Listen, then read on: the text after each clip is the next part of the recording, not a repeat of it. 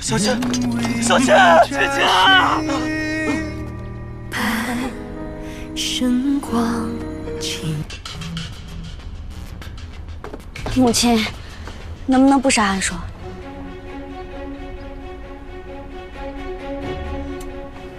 若是今日你一定要杀韩硕，那我就与他一同死在这儿。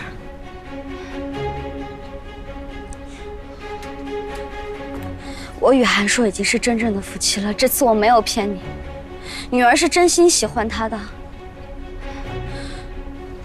我可以把少城主之位给楚楚，有您的教导，他一定也会是一代贤明的城主，母亲日后也能高枕无忧了。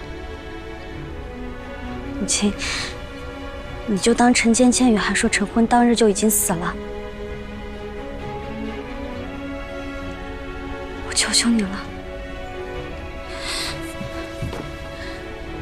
求求你放了韩硕吧，只要你放了他，女儿什么都不要了。那我呢？我怎么办？你竟然为了一个男人，连母亲都不要了吗？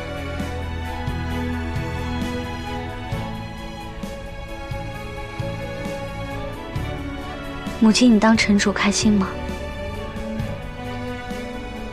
少城主之位本来就不是我想要的，我想要的只有韩硕一人。那我更要杀了他！斩！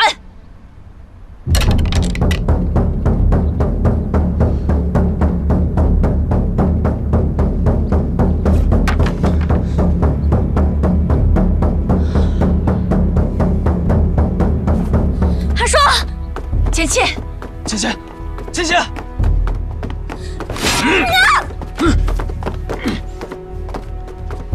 说，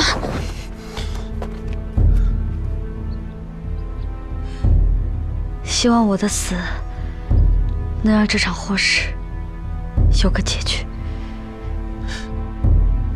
请母亲放过韩硕。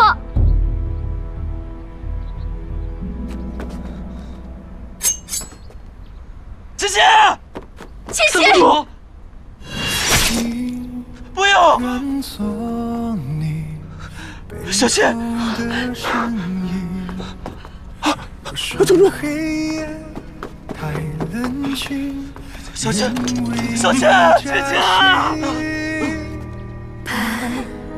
神光情，只恋你聆听。明若浮萍，愿从此定。宠辱不惊。